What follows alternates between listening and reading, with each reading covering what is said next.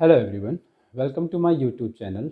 आज से हम एक और सीरीज़ स्टार्ट कर रहे हैं क्लासिकल मैकेनिक्स का, जिसमें हम स्टार्ट करेंगे लैग्रेंजियन फार्मूलेशन से, देन हैमिल्टनियन फार्मूलेशन, और फिर हम स्पेशल थ्योरी रिलेटिविटी भी इसी सीरीज़ में डिस्कस करेंगे।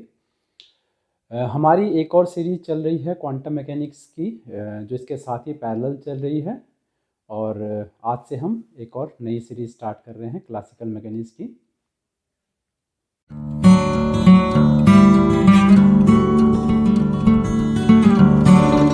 तो आज का हमारा टॉपिक है जिससे हम स्टार्ट कर रहे हैं, वो है constraint motion and types of constraints.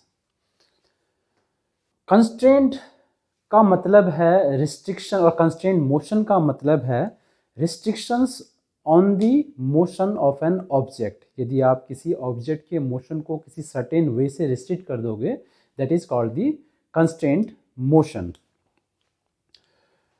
For example, एक ऑब्जेक्ट जो 3 डायमेंशन में मूव कर रही है, लेट्स से हमारे पास ये एक्स एक्सिस है, ये वाई एक्सिस है, और ये जेड एक्सिस है, ठीक है। अगर कोई भी ऑब्जेक्ट, लेट्स से पी हमारे पास ऑब्जेक्ट है, ठीक है, उसकी पोजीशन को स्पेसिफाई करने के लिए आपको 3 कोऑर्डिनेट की जरूरत पड़ती है, एक्स वाई एंड जेड, किसी भी एक पर्टिकुलर टाइम पे, ठीक है। तो let's say this is the position coordinate, ठीक है। तो हमारे पास 3 कोऑर्डिनेट आपको जरूरत पड़ेगी, एक्स वाई जेड, इसकी पोजीशन को स्पेसिफाई करने के लिए, ठीक है। अगर the motion of the point P is not restricted, as such motion जो है पी पॉइंट का रिस्ट्रिक्ट नहीं है, वो पूरे 3 डायमेंशनल स्पेस में X Y Z coordinate system में कहीं भी मूव कर सकता है। एक्स वाई जेड से कैसे भी वेरी हो सकते हैं, कोई रिस्ट्रिक्शंस नहीं है इसके मोशन में, ठीक है। But an object constraint to move on a plane, जैसे 2 डायमेंशनल प्लेन में कोई ऑब्जेक्ट को आपने कंस्ट्रेंट कर रखा है, तो इसी सेक्शन का मान लो मैं ये रिस्ट्रिक्शन लगा देता हूं कि ऑब्जेक्ट जेड डायरेक्शन में मूव नहीं कर सकता है, ठीक है, केवल एक्स वाई प्लेन में ही मूव कर सकता है। सो लेट्स से मेरे पास अब पी ऑब्जेक्ट जो है वो ये हो गया है, ठीक है। सो अगर किसी प्लेन में मूव कर रहा है ऑब्जेक्ट हमारे पास, तो इसकी पोजीशन को स्पेसिफाई करने के लिए आपको केवल 2 कोऑर्डिनेट की जरूरत है, एक्स एंड वाई, ठीक है। तो ये इसका एक पर्टिकुलर पॉइंट में पोजीशन वेक्टर हो गया, ठीक है। This is the Y coordinate from origin, ये भी ओरिजिन है, और ये हमारे पास हो गया एक्स कोऑर्डिनेट, ठीक है। तो क्योंकि यहां पर ऑब्जेक्ट हमारे पास कंस्ट्रेंट है कि वो केवल प्लेन में ही मूव कर सकता है, ठीक है, हमारे पास जो इसके इंडिपेंडेंट कोऑर्डिनेट्स हैं जो इसकी पोजीशन को स्पेसिफाई कर सकते हैं, वो केवल 2 रह गए हैं, रिड्यूस हो गए हैं, 3 से 2 बन गए हैं। So a constraint motion always reduces the number of independent coordinates required to specify its position, ठीक है। या फिर आप कह भी सकते हो सिंपल टर्म से कि मैथमेटिकल कॉम्प्लेक्सिटी जो है वो रिड्यूस हो गई है। तो कंस्ट्रेंट मोशन एक तरह से मैथमेटिकल कॉम्प्लेक्सिटी को, मोशन की, पार्टिकल की, ऑब्जेक्ट की मैथमेटिकल जो हमारे पास डायनेमिक्स है उसको रिड्यूस कर देता है, उसकी मैथमेटिकल कॉम्प्लेक्सिटी को रिड्यूस कर देता है, ठीक है। अब कुछ एग्जांपल ले लेते हैं कंस्ट्रेंट मोशन के। As a first example, let's say a simple pendulum constraints to move in a plane। हम सभी को सिंपल पेंडुलम के बारे में पता है।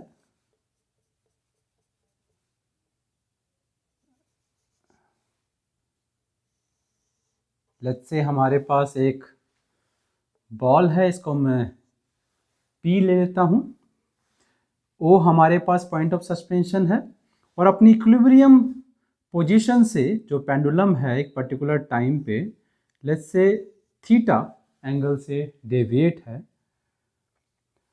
OP is the length of the thread, जिससे आपका जो पी पॉइंट है वो सस्पेंडेड है सीलिंग से, और एल जो है हमारे पास फिक्स्ड है, कांस्टेंट है, और पेंडुलम जो है is constrained to move in this plane, जिसे हम एक्स वाई प्लेन बोल सकते हैं।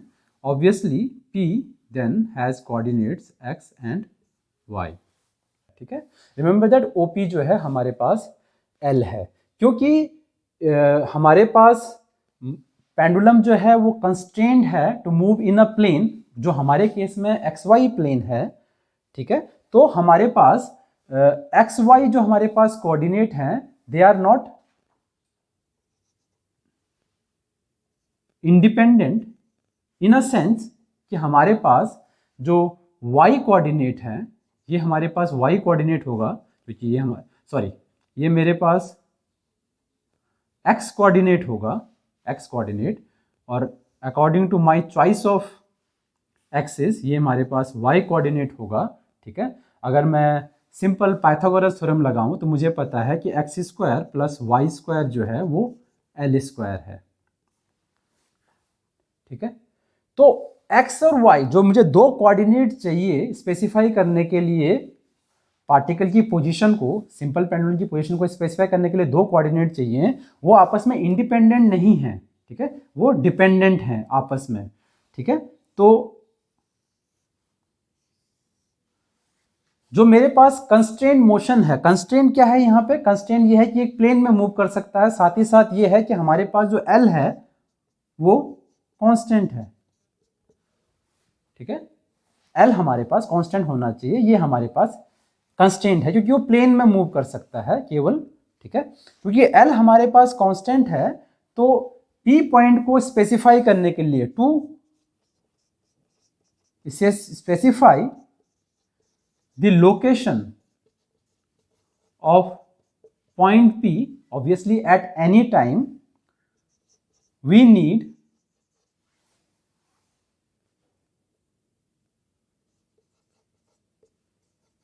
two coordinates as such, हमें दो कोऑर्डिनेट की जरूरत है, ठीक है। एक हमारे पास हो गया कार्टेशियन कोऑर्डिनेट्स जो है हमारे पास x और y, ठीक है। एक हमारे पास हो गया पोलर कोऑर्डिनेट्स जो हमारे पास हैं थीटा और l, ठीक है। अब क्योंकि हमारे पास एक कंस्ट्रेंट मोशन है, हर कंस्ट्रेंट यहां पर यह कि आर्बिट्रेरी मूव नहीं कर सकता p पॉइंट, क्योंकि वो सिंपल पेंडुलम है, तो उसका जो l है OP है वो हमेशा कांस्टेंट है, तो OP L इज कांस्टेंट, ये हमारे पास कंस्ट्रेंट मोशन है, वो बस प्लेन में ही मूव कर सकता है, ठीक है। तो उस केस में हमारे पास ऑब्वियसली L तो कांस्टेंट हो गया, ठीक है। तो L हमारे पास ऑलरेडी फिक्स्ड है, ठीक है। तो हमारे पास, और दूसरा हमारे पास एक इक्वेशन है जो x और y को आपस में रिलेट करती है, ठीक है। तो इस तरह से हमारे पास, अगर हमें L पता है ऑलरेडी, ठीक है, क्योंकि हमें फिक्स दिया हुआ, कांस्टेंट दिया हुआ, ऑलरेडी गिवन है, पहले से ही गिवन है, एक्सपेरिमेंटल जो और पेंडुलम से एक्सपेरिमेंट कर रहा है उसने L ऑलरेडी फिक्स करा हुआ है, तो L ऑलरेडी गिवन है हमारे पास, तो इसका मतलब x और y भी आपस में इंडिपेंडेंट नहीं है, x और y भी आपस में डिपेंडेंट है, ठीक है। That simply implies the constraint reduces the number of coordinates, क्योंकि यदि हमें L पता है और मान लो हमें x पता है, तो y ऑलरेडी फिक्स हो गया फ्रॉम दिस इक्वेशन, ठीक है। We just need one coordinate only, हमें सिर्फ एक कोऑर्डिनेट की ही जरूरत है, for example let's say x, क्योंकि इस इक्वेशन से और इक्वेशन ऑफ हमारे पास जो कंस्ट्रेंट मोशन है, जो कंस्ट्रेंट है हमारे पास, उसकी हेल्प से हम y को फिक्स कर सकते हैं।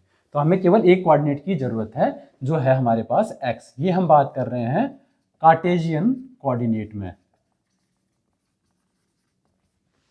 ठीक है। अगर मैं पोलर कोऑर्डिनेट की बात करूं तो उसमें भी ऑब्वियसली हमारे पास केवल एक ही कोऑर्डिनेट चाहिए इसकी पोजीशन को स्पेसिफाई करने के लिए, क्योंकि एल तो ऑलरेडी हमें गिवन है, एल तो ऑलरेडी कांस्टेंट दिया हुआ है, तो हमें सिर्फ थीटा की रिक्वायर्ड है। तो जो हमारे पास कंस्ट्रेंट मोशन है वो मैथमेटिकल कॉम्प्लेक्सिटी, जैसे मैंने कुछ देर पहले आपको बताया था कि मैथमेटिकल कॉम्प्लेक्सिटी को रिड्यूस कर देता है। हमारे पास यहां पर कैसे रिड्यूस हुआ मैथमेटिकल कॉम्प्लेक्सिटीज, हमारे पास नंबर ऑफ कोऑर्डिनेट्स रिड्यूस हो गए हमारे पास। पहले हमें अगर इन जनरल सिंपलिस्टिक माइंड में हम सोचें तो हमारे पास हमें दो कोऑर्डिनेट की जरूरत थी, एक्स और वाई या थीटा और एल, लेकिन इस कंस्ट्रेंट की वजह से हमारे पास नंबर ऑफ कोऑर्डिनेट रिड्यूस हो गए। हमें केवल एक ही कोऑर्डिनेट की जरूरत है, या तो कार्टेशियन कोऑर्डिनेट में एक्स या पोलर कोऑर्डिनेट में थीटा, क्योंकि हमारे पास इक्वेशन ऑफ कंस्ट्रेंट से या फिर इस कंस्ट्रेंट हमारे पास जो है उसकी हेल्प से हम दूसरे कोऑर्डिनेट को ऑटोमेटिकली निकाल सकते हैं। दूसरा कोऑर्डिनेट एक्चुअली पहले कोऑर्डिनेट पर ही डिपेंडेंट है हमारे पास। इसको मैं बोलता हूं इक्वेशन 1, ठीक है। और जो मेरे पास इक्वेशन 1 है उसको बोलते हैं हम together with this one, obviously इसके साथ हमारे पास दोनों को मिला के, ठीक है, इसको हम बोलते हैं इक्वेशन ऑफ कंस्ट्रेंट। जो हमारे इस कंस्ट्रेंट को एक्सप्रेस करे in terms of mathematical equation उसको हम बोलते हैं इक्वेशन ऑफ कंस्ट्रेंट। जैसे इस पर्टिकुलर एग्जांपल में ये equation of 1 together with l equal to constant, यानी कि x square plus Y square equal to constant हमारे पास जो है x square plus Y square equal to constant जो हमारे पास है, that is equation of constraint. Second example ले लेते हैं। A particle moving on the surface of a sphere, okay? मान लो हमारे पास एक स्फीयर है, ठीक है,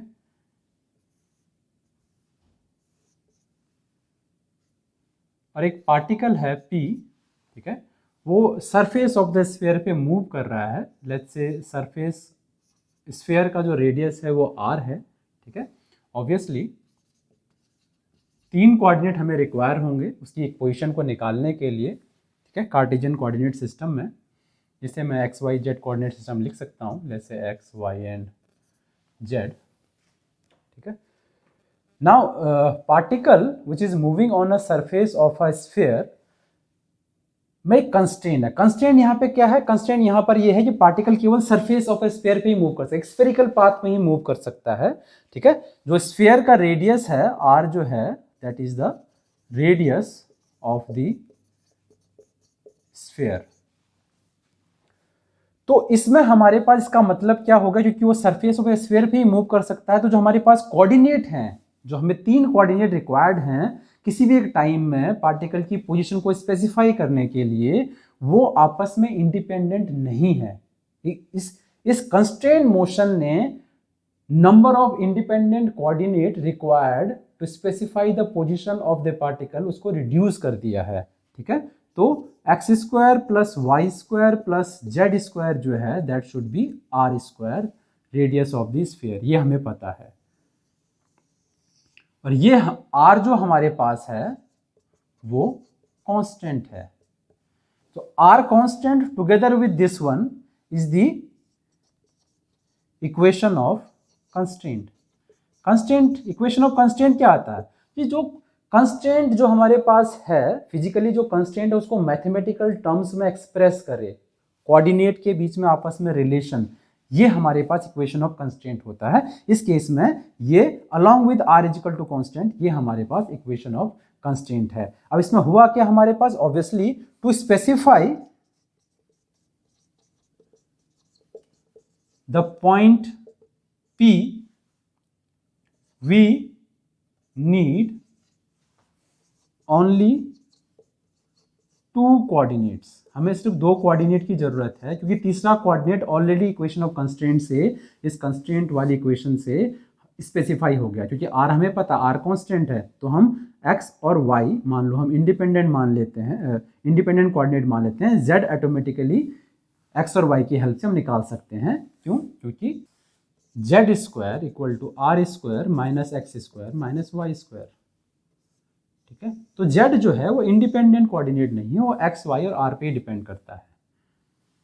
so this is the second example of constraint motion, जिसमें एक पार्टिकल स्फेरिकल सरफेस पे मूव कर सकता है, constraint to move on a spherical surface. तो उसमें एक इक्वेशन ऑफ कंस्ट्रेंट हमारे पास होगी। As a third example, let's say हमारे पास एक पार्टिकल है जो एक बड़े स्फेयर के सरफेस पे मूव कर रहा है, ठीक है, under gravitational field let's say, और मूव करते करते पोल से मूव करना स्टार्ट करता है और मूव करते करते फॉल कर जाता है, ठीक है। So situation is something like this. Let's say मेरे पास एक बड़ा स्फेयर है, ठीक है, और पार्टिकल जो है पोल से मूव करना स्टार्ट करता है, it's moving from there particle and then it's leave that surface and falls downward, ठीक है।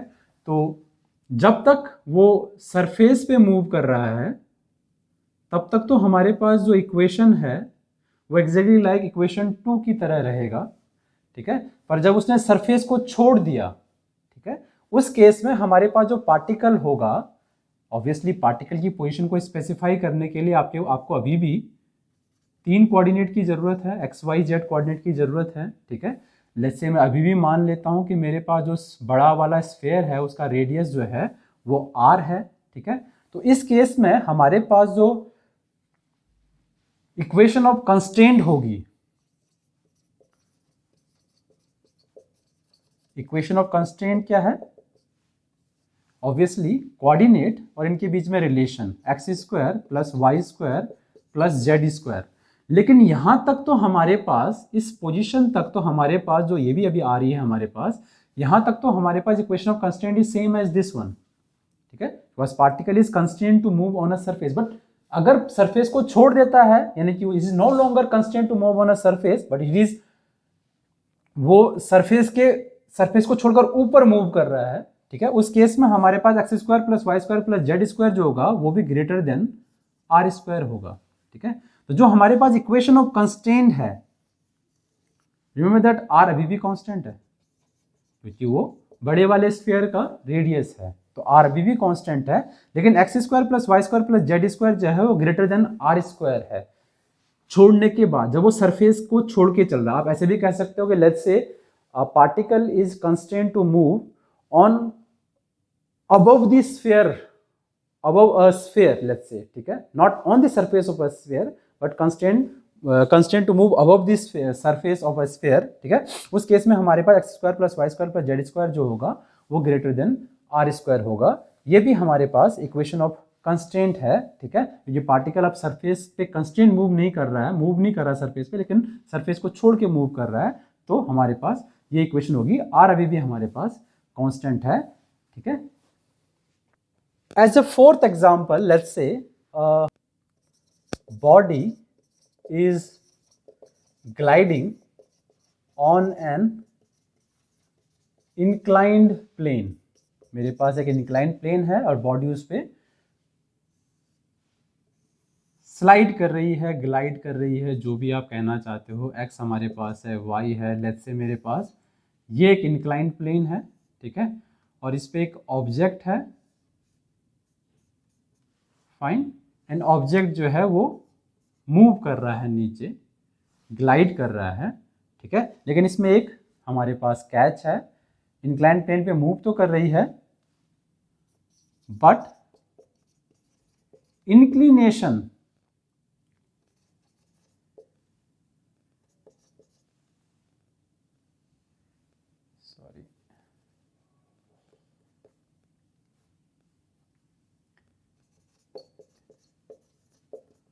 of the plane is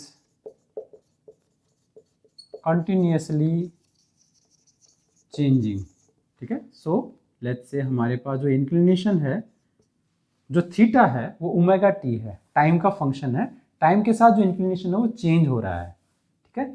तो किसी भी एक पर्टिकुलर टाइम पर जो मुझे इसकी पोजीशन को स्पेसिफाई करने के लिए, लेट्स से मैं दोबारा से पी बॉडी का नाम दे देता हूं, इसकी बॉडी को स्पेसिफाई करने के लिए मुझे दो कोऑर्डिनेट की जरूरत पड़ेगी, एक्स और वाई, ठीक है। वो एक्स और वाई जो है वो किसी भी एक पर्टिकुलर टाइम पे आपस में रिलेटेड है, ठीक है, because body is constrained to move on such a scenario. तो इसका जो एक्स और वाई कोऑर्डिनेट है वो आपस में इंडिपेंडेंट नहीं है, ये कोई टू डायमेंशनल सिनारियो नहीं है। हमें सिर्फ इस बॉडी की पोजीशन को स्पेसिफाई करने के लिए किसी पर्टिकुलर टाइम पे एक ही कोऑर्डिनेट की जरूरत है, ठीक है। और किस तरह से दोनों आपस में रिलेटेड है, आप कह सकते हो कि मेरे पास जो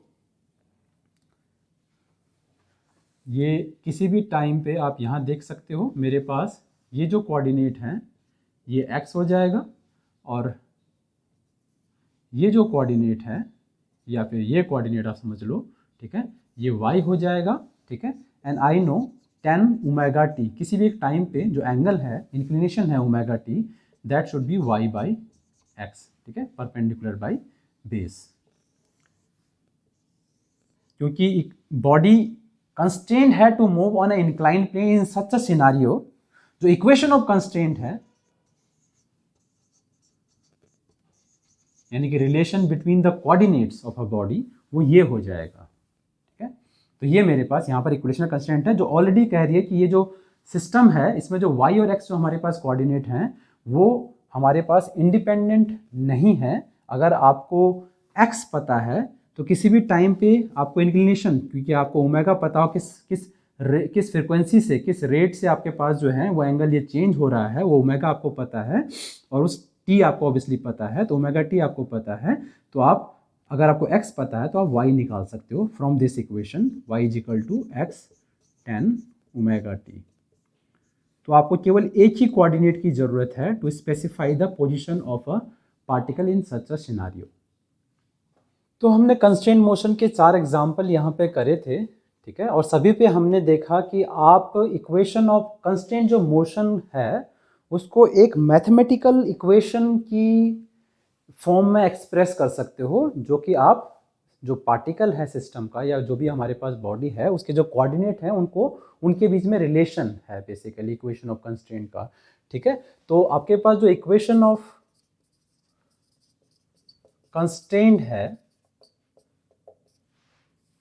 आप कंस्ट्रेंट को एक इक्वेशन की फॉर्म में एक्सप्रेस कर सकते हो, और इक्वेशन ऑफ कंस्ट्रेंट है उसको आप हमेशा as a function of r and t express कर सकते हो हमेशा। That is your equation of constraint, जहां पर हमारे पास जो आर है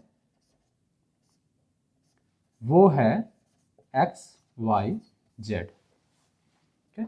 तो इस टर्मिनोलॉजी को हम आगे लेक्चर में भी रखेंगे कि जो आर हैट होगा, एरो होगा, that will be represent the x Y Z coordinate, ठीक है, और जो केवल आर होगा without any arrow that will represent the position coordinate. क्योंकि हमारे पास आगे इसकी ज़रूरत पड़ेगी तो हम अभी इसको स्पेसिफाई कर देते हैं, ठीक है। तो अगर पोजीशन कोऑर्डिनेट हमें लिखना होगा तो केवल आर लिखेंगे हम, ठीक है। तो ये हमारे पास बेसिकली है कि एक्स वाई जेड कोऑर्डिनेट और टाइम के बीच में रिलेशन है, ठीक है। जैसे यहाँ पर केवल एक्स वाई जेड के बीच में रिलेशन हो सकता है, ठीक है, x Y z with some constant obviously, जो मैंने यहाँ लिखा नहीं है बट इट्स ऑब्वियस, या फिर टाइम भी हमारे पास हो सकता है। तो इन जनरल हमारे पास any mathematical function relation between X Y Z coordinate, जो मैं ये आर एरो से रिप्रेजेंट कर रहा हूं, and time, this is called the equation of constraint, ठीक है। अगर हमारे पास एक पार्टिकल है तो ठीक है, लेकिन ऐसा हो सकता है कि हमारे पास मल्टीपल पार्टिकल्स हो। तो अगर हमारे पास मल्टीपल पार्टिकल्स है तो जो हमारे पास इक्वेशन ऑफ कंस्ट्रेंट होगी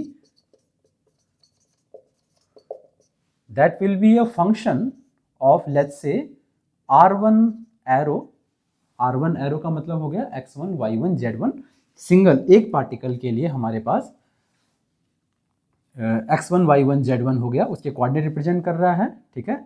देन हमारे पास है सेमीकोलन से अगर रहेंगे हम r2 सेकेंड पार्टिकल के लिए same x2 y2 z2, third particle के लिए x3 y3 z3 and so on, जितने भी हमारे पास पार्टिकल हैं, ठीक है, और साथ में टाइम।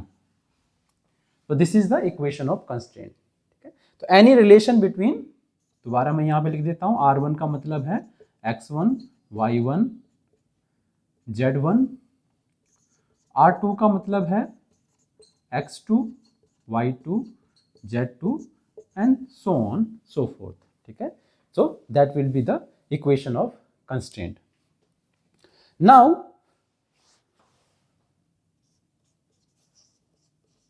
टाइप्स ऑफ कंस्ट्रेंट, अगला इंपॉर्टेंट टॉपिक जो हमारा है वो है टाइप्स ऑफ कंस्ट्रेंट में। सबसे पहले हमारे पास कंस्ट्रेंट को आप depending on it's equation of constraint, I hope आप लोगों को समझ में आ गया हो कि इक्वेशन ऑफ कंस्ट्रेंट क्या होती है।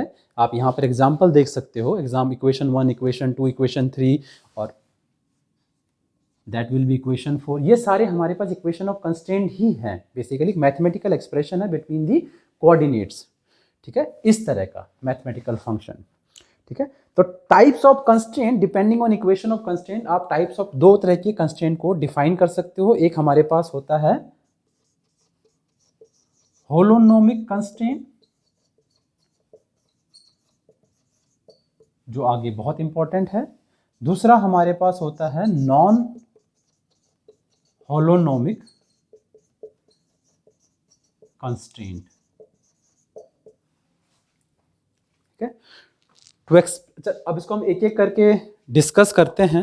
Holonomic constraint and non holonomic constraint को मैं इसको मिटा देता हूं ऊपर वाले को। तो सबसे पहले डिस्कस कर लेते हैं होलोनोमिक कंस्ट्रेंट को। अगर आपका equation of constraint, if equation of constraint can be expressed as f, मैं जनरल केस ही लेके चलता हूं कि मेरे पास बहुत सारे पार्टिकल हैं, तो R1 हो गया, R2 हो गया, सो ऑन, लेट्स से हमारे पास टाइम भी है, दैट इक्वल टू 0। अगर इस तरह से आप एक्सप्रेस कर सकते हो then it is called the holonomic constraint. ठीक है, जैसे example 1 which actually express x² plus y² minus l² equal to 0।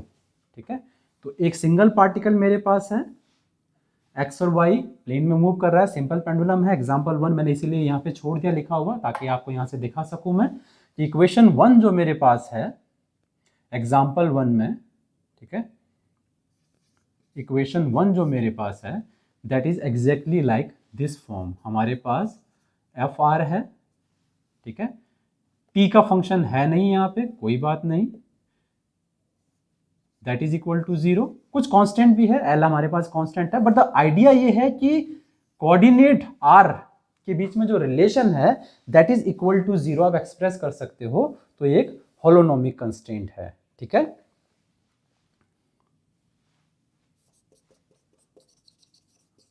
Examples में एग्जाम्पल 1 है, फिर एग्जाम्पल 2 हमारे पास x² plus y² plus z² minus r² equal to 0, equation 2 वो भी अपेश हमें हमारे पास एफ आर इस फॉर्म में आप लिख सकते हो। ठीक है, ये दो एग्जाम्पल हमारे पास हैं, example of the holonomic constraint. इसके अलावा इक्वेशन 4 भी हमारा होलोनोमिक कंस्ट्रेंट का ही एक एग्जाम्पल है, लेकिन इसके बारे में आपको थोड़ी देर में बताऊंगा, इसमें कुछ और भी है।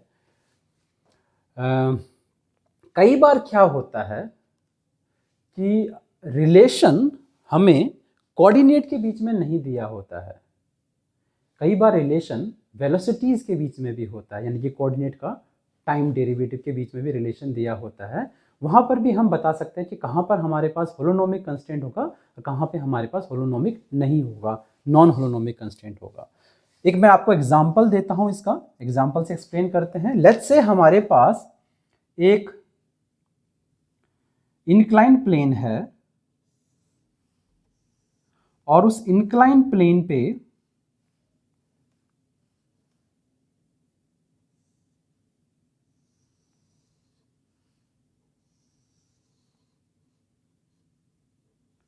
कुछ इस तरह से मैं बना लेता हूं, सॉरी मेरी ड्राइंग बहुत अच्छी नहीं है। और उस इंक्लाइंड प्लेन पे लेट्स से हमारे पास एक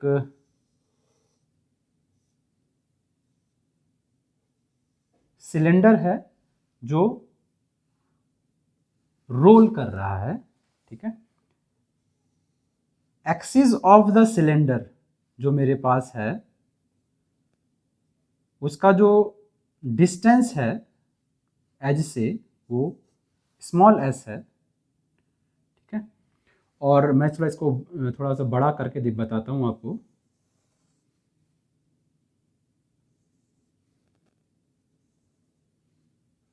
लेट्स से ये हमारा बड़ा व्यू है सिलेंडर का, ये हमारे पास इंक्लाइन प्लेन है,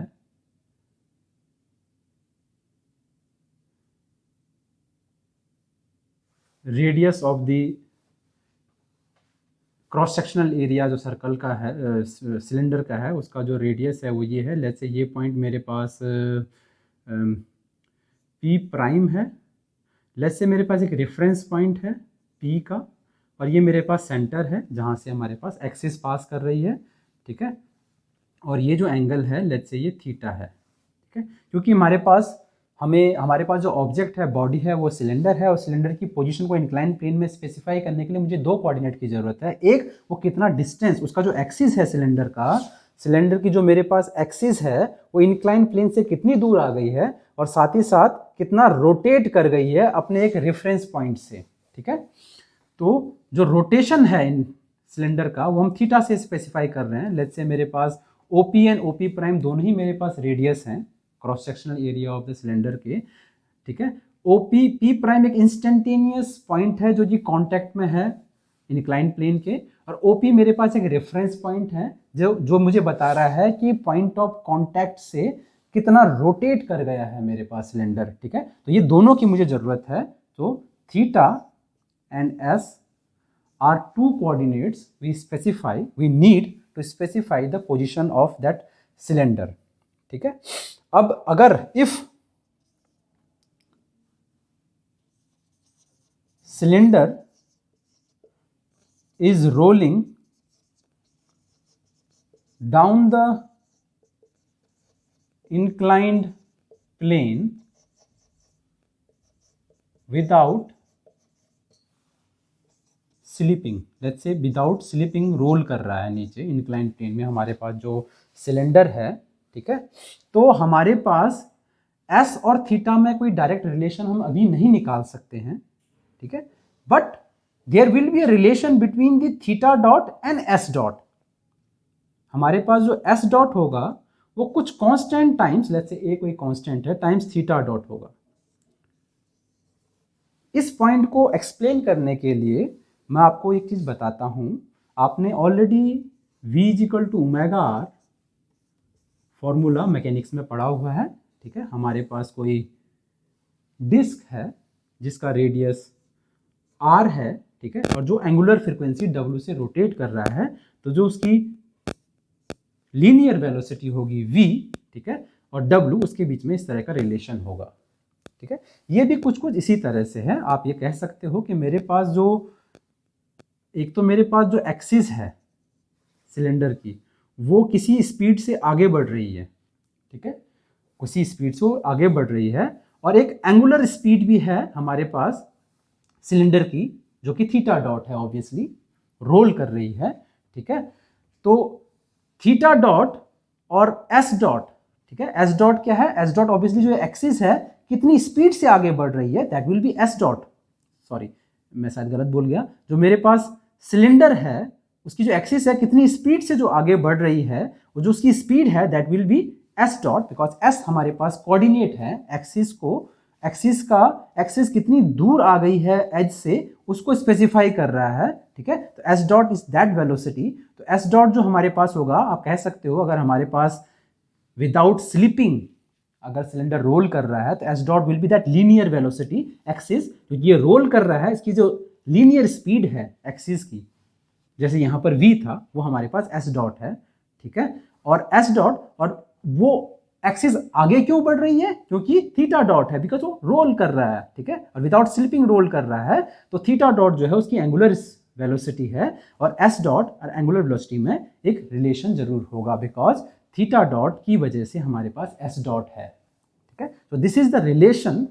आप इसे कह सकते हो कि एक कंस्ट्रेंट रिलेशन है, कंस्ट्रेंट इक्वेशन ऑफ कंस्ट्रेंट है, बिकॉज हमारे पास अब लीनियर वेलोसिटी और एंगुलर वेलोसिटी के बीच में एक रिलेशन है। ठीक है, तो यदि आप कई बार, जैसे ये भी हमारे पास इक्वेशन ऑफ कंस्ट्रेंट है। ठीक है, ये भी हमारे पास इक्वेशन ऑफ कंस्ट्रेंट है, लेकिन इक्वेशन ऑफ कंस्ट्रेंट आप कैसे एक्सप्रेस कर रहे हैं? आप वेलोसिटी की फॉर्म में एक्सप्रेस कर रहे हैं। अगर इस तरह की जो इक्वेशन ऑफ कंस्ट्रेंट है उसको आप इंटीग्रेट आउट कर सकते हो। फॉर एग्जांपल, थोड़ा सा यहां पे मिटा देता हूं।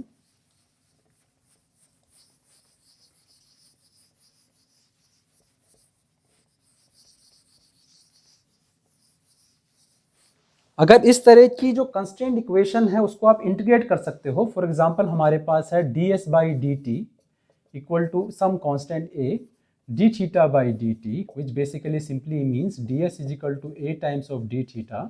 ठीक है, and when you integrate this equation, ये कोई कांस्टेंट है, आप डायरेक्टली सीधे एक्सप्रेस कर सकते हो s as a theta with some constants, but we are not bother about the constants right now. हमारा मेन मकसद है ये बताना कि आप जो इक्वेशन ऑफ कंस्टेंट है, जो वेलोसिटी के बीच में एक कंस्टेंट है इक्वेशन, जो कि हमारे पास s डॉट और थीटा डॉट, ठीक है, दोनों आपस में इंडिपेंडेंट नहीं है, वेलोसिटीज आपस में इंडिपेंडेंट नहीं है।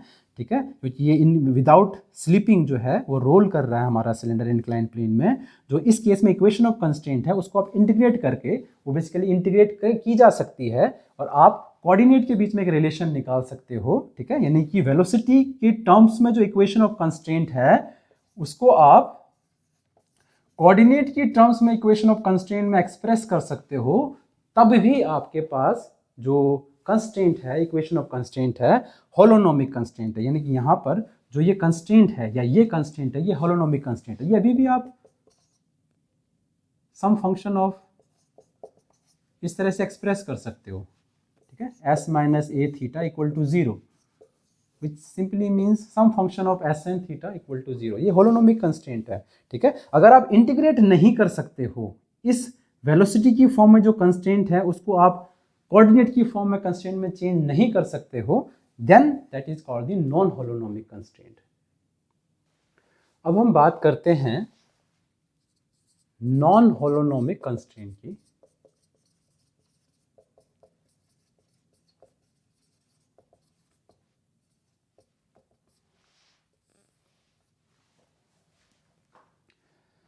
नॉन होलोनोमिक कंस्ट्रेंट का एग्जाम्पल आप डायरेक्टली ले सकते हो, जैसे हमारे पास इक्वेशन 3 है। यानी कि यदि आप, जो मेरे पास जनरल इक्वेशन ऑफ कंस्ट्रेंट है f r1 r2 so on and t, let's say general हम t भी ले लेते हैं। ठीक है, इसको आप इक्वल टू 0 की फॉर्म में नहीं कर सकते हो, इसको आप नॉन इक्वलिटी की फॉर्म में ले रहे हो, आइदर ग्रेटर देन और लेस देन, कुछ भी आप कर रहे हो, नॉन इक्वलिटी की फॉर्म में हमारे पास है ये, then that equation of constraint is a non holonomic constraint. Exam examples हमारे पास एग्जाम्पल 3 है, जहां पर हमारे पास X square plus Y square plus Z square minus R square is greater than 0 है, इक्वेशन 3 ये वाला। ठीक है, ये हमारे पास एग्जांपल है नॉन होलोनोमिक कंस्ट्रेंट का, क्योंकि इक्वेशन ऑफ कंस्ट्रेंट जो है वो इक्वलिटी 0 की फॉर्म में नहीं है। या जैसे मैंने अभी कुछ देर पहले आपको बताया कि अगर वेलोसिटी की टर्म्स में इक्वेशन ऑफ कंस्ट्रेंट है और उसको आप इंटीग्रेट आउट नहीं कर सकते हो, यानी कि आपको कुछ ऐसी कंडीशन की जरूरत है जो आप बिफोर सॉल्विंग दी प्रॉब्लम, आप वो इनिशियल कंडीशन आपको पता ही नहीं है। फॉर एग्जांपल, जैसे मैंने ds is equal to a d theta था और उसको मैंने इंटीग्रेट आउट किया। ठीक है, लेकिन अगर आपको कुछ कंडीशन की ज़रूरत है जहां पर आपको without even solving the complete problem आपको कंडीशन, इनिशियल कंडीशन पता ही नहीं होगी, क्योंकि आपको इंटीग्रेट सॉल्व करने के लिए आपको इनिशियल कंडीशन की ज़रूरत है। ठीक है, तो ऑब्वियसली आप उसे इंटीग्रेट आउट नहीं कर सकते हो, तो उस केस में हमारे पास जो वेलोसिटी की कंस्ट्रेंट है उसको आप कोऑर्डिनेट की फॉर्म में, इक्वेशन ऑफ कंस्ट्रेंट की फॉर्म में एक्सप्रेस नहीं कर सकते हो, then that is a non holonomic constraint, ठीक है। या फिर कोऑर्डिनेट की फॉर्म में जो इक्वेशन ऑफ कंस्ट्रेंट है वो नॉन इक्वलिटी है, इक्वलिटी नहीं है, then is a non holonomic constraint, ठीक है। एक और एग्जांपल मैं आपको दे सकता हूं एज एन एग्जांपल 2, ठीक है। A gas enclosed inside a spherical ball, ठीक है। एक गैस पार्टिकल्स हैं हमारे पास बहुत सारे, और वो किसी स्फेरिकल कैविटी में आपने इनक्लोज कर रखे हैं, ओके। मान लो इस आर जो है वो स्फेरिकल बॉल का रेडियस है, ठीक है। तो ऑब्वियसली दोबारा से हमारे पास यही वाली इक्वेशन आज हमारे पास हो जाएगी, सॉरी इसकी अपोजिट आ गई है ना। कैसे हो गया कि x square plus Y square plus Z square जो उसके कोऑर्डिनेट हैं हर एक पार्टिकल के, वो आर से बड़े तो हो नहीं सकते हैं, ठीक है। That should be less than, and equality भी यहाँ पे आएगी, इक्वल हो सकते हैं। ये पार्टिकल जो है कैविटी के, पार्टिकल जो मूव कर रहे हैं हमारे पास बहुत सारे पार्टिकल्स हैं, वो सरफेस तक जा सकते हैं, ठीक है। देन जो हमारे पास कॉर्ड आर हमारे पास है स्मॉल आर, ठीक है। तो x square plus Y square हर एक पार्टिकल का, मान लो कोई पार्टिकल यहाँ पर है, उसका जो ये होगा इक्वलिटी ऑफ आर स्क्वायर हो सकता है, और अदरवाइज जैसे इसके लिए लेस देन आर स्क्वायर ही होना होगा हमारे पास, ठीक है। तो ये एक सेकेंड एग्जाम्पल है जहां पर ग्रेटर देन की बजाय लेस देन है, then is an example of non holonomic constraint, ठीक है। कंस्ट्रेंट को फिर आप फर्दर क्लासिफाई कर सकते हो दो कैटेगरी में। एक हमारे पास होता है स्केलेरोनोमिक कंस्ट्रेंट, एक होता है हमारे पास रियोनोमिक कंस्ट्रेंट, ठीक है। स्केलेरोनोमिक कंस्ट्रेंट की पहले बात कर लेते हैं। कंस्ट्रेंट जो टाइम पे डिपेंड नहीं करती हैं, ठीक है। इक्वेशन ऑफ कंस्ट्रेंट जहां पर टाइम एक्सप्लिसिटली अपीयर नहीं होता है, उसको हम बोलते हैं स्केलेरोनोमिक कंस्ट्रेंट। फॉर एग्जांपल,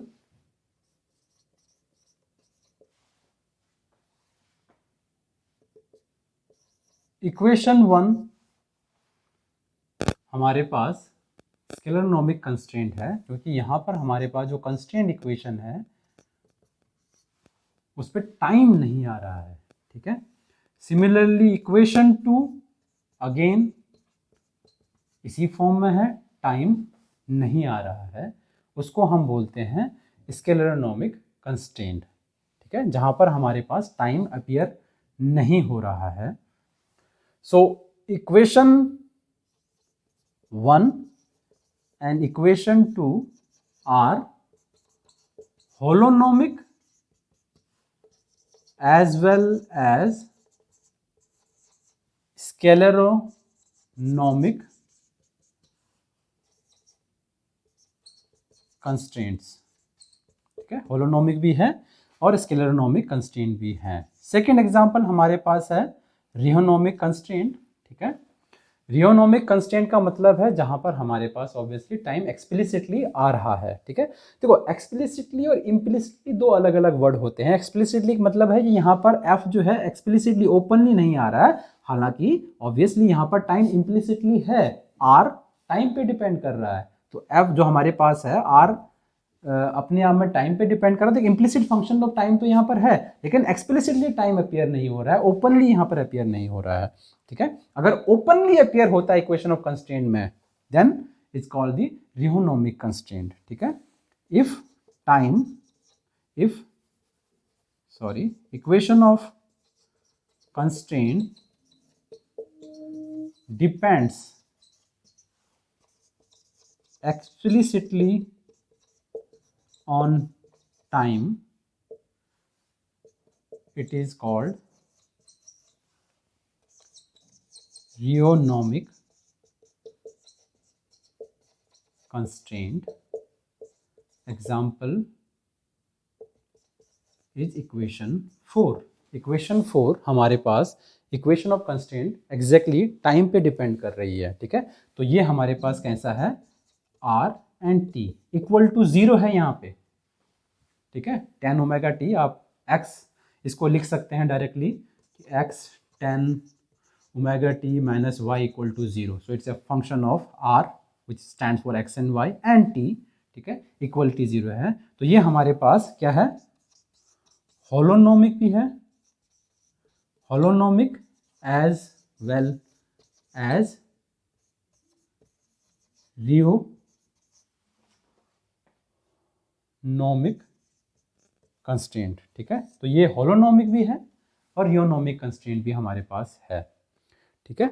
सो हमारे पास ऐसा भी हो सकता है कि कंस्ट्रेंट टाइम पे डिपेंड करता है इक्वेशन ऑफ कंस्ट्रेंट, लेकिन वो नॉन होलोनोमिक है। फॉर एग्जांपल मैं आपको एग्जांपल दे सकता हूँ, मैंने आपको नॉन होलोनोमिक कंस्ट्रेंट का एग्जांपल दिया था जहाँ पर हमारे पास गैस जो है वो एक स्फेरिकल बॉल के अंदर इनक्लोज्ड है and that is example of a non holonomic constraint. लेकिन मान लो हमारे पास जो बॉल है जिसके अंदर गैस इनक्लोज्ड है वो एक्सपेंड कर रही है टाइम के साथ, ठीक है। अगर वो टाइम के साथ एक्सपेंड कर रही है then that equation of constraint time वहाँ पर एक्सप्लिसिटली अपीयर हो जाएगा, क्योंकि x Y Z coordinate time के साथ चेंज हो रहे हैं हमारे पास, आर भी हमारे पास टाइम के साथ चेंज हो रहा है, ठीक है। तो वो that will be an example of a non holonomic as well as the rheonomic constraint, ठीक है। तो ये टाइम अपीयर भी हो रहा है, ठीक है, और नॉन होलोनोमिक कंस्ट्रेंट भी है हमारे यहाँ पर, ठीक है। जो इक्वेशन ऑफ कोऑर्डिनेट की जो रिलेशन है that is not like an equal to 0, ठीक है। तो वो then gas enclosed in expanding sphere will be an example of a non-holonomic as well as a rheonomic constraint. So that's it about the constraint. We'll stop here. Thank you.